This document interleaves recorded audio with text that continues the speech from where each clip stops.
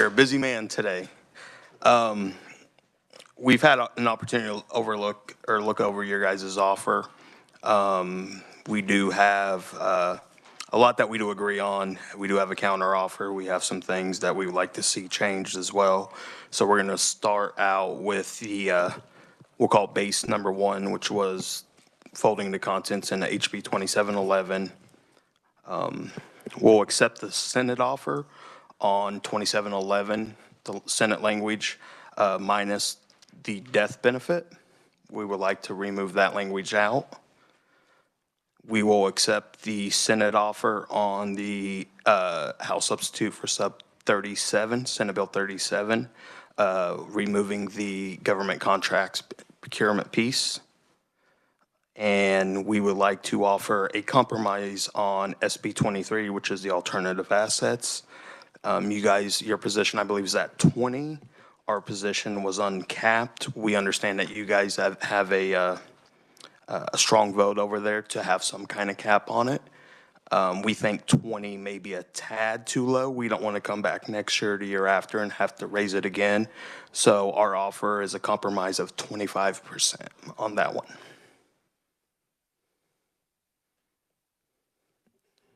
Would you like me to continue, or do we want to focus on this one? Just continue? Okay. Base number two, which is, I believe we're folding in a HB 2560. We will accept the Senate's offer on 2560, the abandoned trust application language. We will accept the Senate's offer on Senate Bill 406, the money transmitter. And that's with the House language, I believe, of the payroll processors. I do want to point out, as my revisor David has pointed out, the effective date. David, was that in the House version or the Senate version of January 2025? It was in the Senate version as introduced. It's always been January 1, 2025. Okay, we just want to clarify that it is January of 2025. Okay. HB 2105, we will accept the Senate offer plus one House amendment. If we can get that passed out, that is the earned wage access.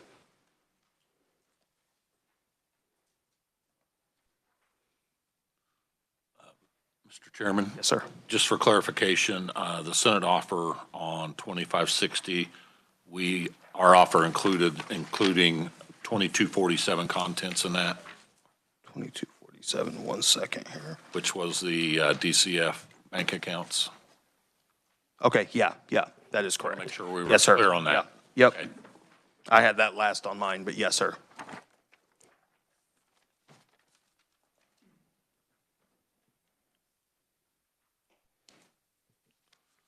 Do you or David want to explain this? Yeah, I can let David explain and kind of give our rationale and thought process on this amendment. Thank you, Mr. Chairman. The substantive part of the amendment starts on page 3. You see we reinsert definition for non-mandatory payment, and this would include examples. There are 1, 2, 3, and 4 that would provided the consumer is given at least one option to receive any proceeds from earned wage access at no cost to the consumer. And then we would then, of course, renumber the remaining subsections. And then on page 6 of the bill, there in line 31, we just also recognize that then the fees and those non-mandatory payments would be treated as non-recourse payments. And then on page 7, the amendment there on line 16 would then say it would be clearly and conspicuously describe how the consumer may obtain proceeds at no cost to such consumer. The remaining amendments there on page 7, that's just some technical there. Instead of address complaints, it'd be address complaints from consumers. So that's just just kind of to clean up the language. And then there was a comma missing on page 2 there, salary, comma, wages, compensation or other income. So that's just a technical as well, but the real substance there is that non-mandatory payment language, and then the clearly and conspicuously describe how they can obtain the proceeds at no cost to the consumer. Thank you, David. If you guys have any questions for the revisor, please. Okay, and I, just a little background, our thought process, this language is actually in the original language the House passed. It was in the original language that industry brought to us as well. We did have a pretty strong contingent of my caucus and the House chamber comfortable with that piece. So they are pretty insistent that we at least add that piece back in to the version that you guys amended. Okay.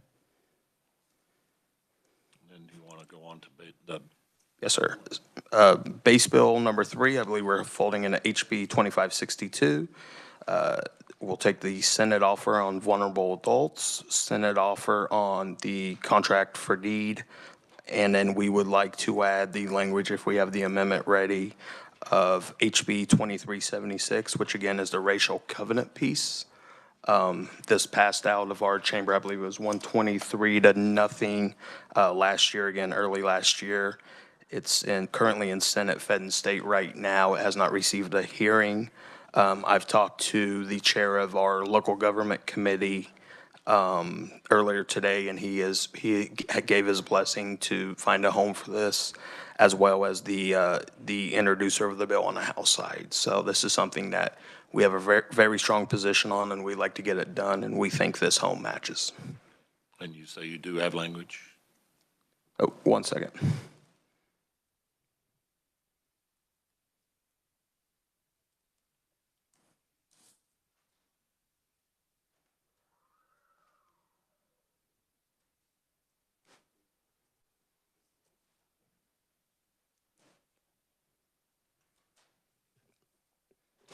Sounds like language is on the way.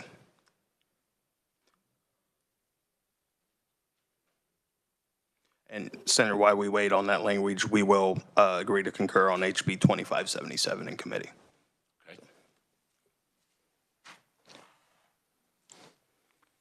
While we're waiting, I'd like to confer with my conference. Please.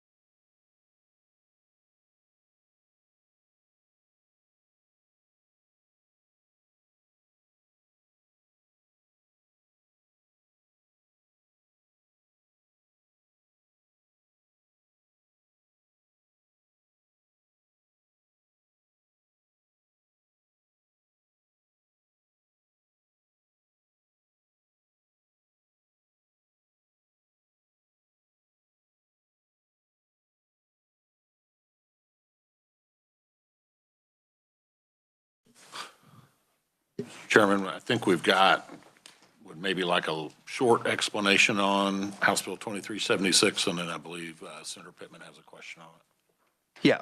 Yeah, so 2376. Oh, that's the one we have now. Okay, I'm sorry, I was 2105 in front of me. I think we have bill numbers all mixed up. Yeah, this is just banning racial covenants in, and we can go to the reviser for a quick explanation if David has one. Representative Shu, Ranking Member Shu has been working on this for a while now, too. He could probably explain it a little better. Yeah, I think the crux of this, I think maybe back in 2005 or so, there was a bill passed that allowed HOAs to remove racial covenant language. And if you're not familiar with that, what that is, racial covenant language, in my neck of the woods, there was a pretty racist developer who said in the deeds, like, no Jew or no black person may live in this house. And so the 2005 legislature, or a legislature a long time ago, allowed HOAs to get rid of it. Get rid of this language. However, there existed a loophole where a lot of HOAs are no longer active, and so there was no mechanism for those deeds to be able to remove this racist language in there. And so this just provides a mechanism for the city to be able to, upon approval of their council or governing body, to remove those from non-existent HOAs. And to follow up, this is something the Realtors Association has been working on as well for the past few years. Just a quick question on this. Sounds like a great idea. But I was wondering, does it mandate any, do register of deeds have to go back and take these racial references out of deeds to clean up past things? It doesn't look like it does, but I was curious if it puts a burden on them to actually go back to old deeds and actually clean up all that language across the state of Kansas. I don't read it as a mandate, but I'll defer to the revisers on that.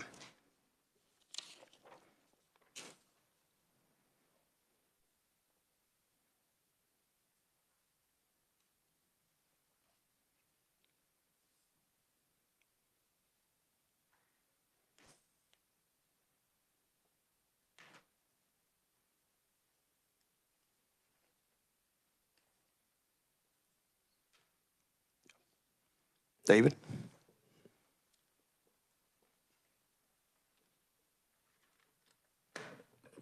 Thank you, Mr. Chairman. Yeah, page 3 of the bill there on that subsection D. So if the city county determines that the association is no longer active, then it can't provide that to the the association because that HOA doesn't exist. And the city county, by adopting a resolution, may remove the restrictive covenant, and a resolution may authorize removal. So it'd be a may that's by the city or county. Satisfy your question? Thank you. Mr. Chair, I do want to point out one thing. We have a crack team that reads every word of these bills. On the 2105 amendment that was just handed out, page 3, the balloon, number 2, the last sentence, it says proceeds at not cost to the consumer. That's a typo. It should be no cost to the consumer. So we just wanted to clarify that one too. Chairman, after consultation with my conferees, we will accept the House offer on the going on the alternative investment, going to 25%. We will accept the House's request on the amendment on 2105. We will accept the offer on House Bill 2101 to add the racial covenants. But the Senate feels pretty strongly that we would like to see that death benefit in 2711. We've had 2 very strong votes on that in the Senate. We've had key members of the Senate and leadership have strongly supported that. So we would accept your offer if you would consider putting back in the death benefit in 2711. Okay. Yeah, and we've looked at and discussed that death benefit on that you guys have passed out, And while I appreciate the creative way you guys found to pay for it, with the added employer contribution rates, instead of adding it to the unfunded liability, our position currently is, we've had discussions over the last 2 years on the inadequacies of Capers 3 and needing to fix them. And we fear that the fix within, if there's a fix within Capers 3, or if it's going back to Capers 2, at the end of the day, we will have to raise employer rates to help pay for that.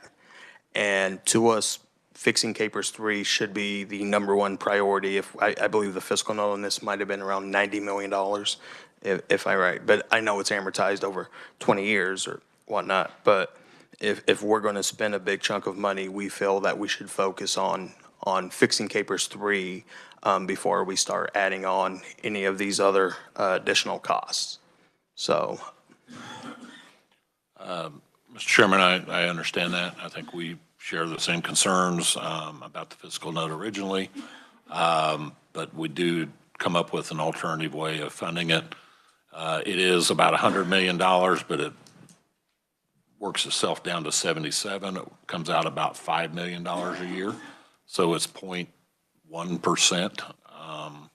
So it's minuscule to the fund. So if you will give me a second to let me chat with my guys, and we'll come right back.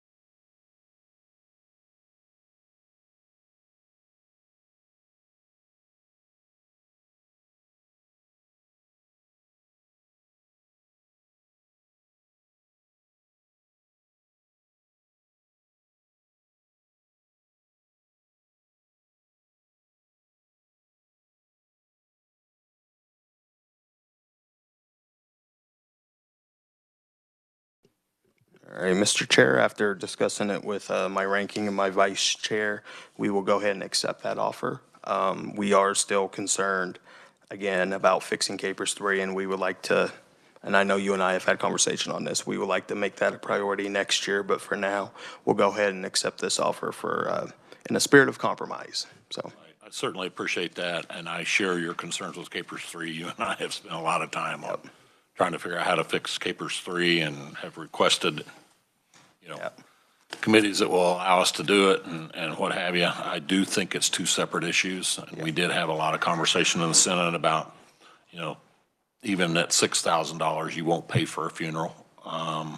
And so we do think it's important. Yeah, we agree with that, and we don't think that this is value. We understand that the price of a funeral has risen. I'm not even sure when the last time this was updated to the 4,000, but I assume it's been a number of years. So A number of years. yeah, Biden inflation's not slowing down at all. So 1993. 1993. I was just The only other thing that we need to